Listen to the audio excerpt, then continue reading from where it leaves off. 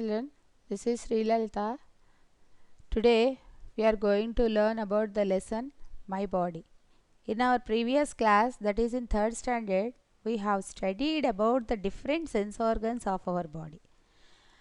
Can you remember what are the sense organs of our body? Eyes, ears, nose, tongue and skin. All these parts can be seen from outside and are called as external organs. When we see the face of anybody, we can observe eyes, ears, nose, everything. These are called external organs. So, inside our body, we find various organs. What are they? Kidneys, lungs, liver, heart, stomach, intestine and brain. These organs, they are all present inside our body, which cannot be seen from outside. These are called as internal organs of our body. Our body is a very complex system. It works like a machine with the help of various organs present in it. When you observe the working of a machine, when all the parts of the machine, when they work properly, then itself the machine works.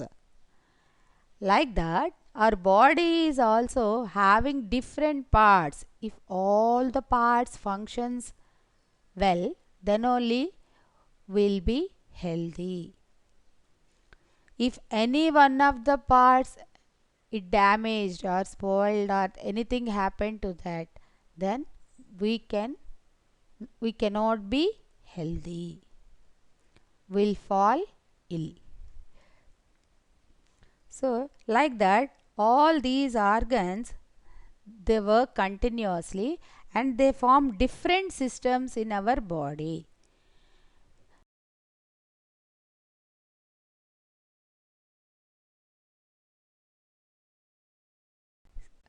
That type of system is the digestive system.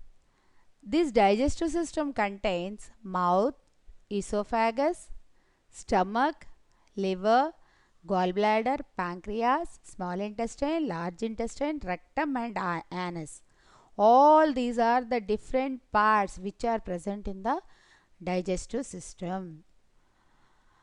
In this digestive system, what happens to the food that we eat? Every day we are eating the food. How do you eat your food? With our mouth. So first the food enters the mouth. After that, what happens to the food? How are you getting energy? So the food contains so many complex materials like carbohydrates, fats, proteins, vitamins, minerals. All these materials, complex materials, are present in the food which we are eating. These complex material which are taken by the food can enter into our body and they convert into simpler forms. That procedure is taken by our digestive system. So the complex materials of the food like carbohydrates, fats, proteins, vitamins, minerals, they are broken down into simpler forms in our digestive system. This process of converting the complex food materials into simpler forms is called as digestion. This process is called as digestion. So this digestion takes place in our digestive system. Once if you go through the parts of digestive system, the food we will take through our mouth, later on it enters into esophagus, then stomach, then intestines. Like that it undergoes so many changes in this process of digestion. So then we can say that the first part of the digestive system means the place where we take our food is called as mouth. So the first part of our digestive system is the mouth. All these organs are present in the digestive system. The food which we take through our mouth, it undergoes many changes. Later on, we'll get the energy after eating food.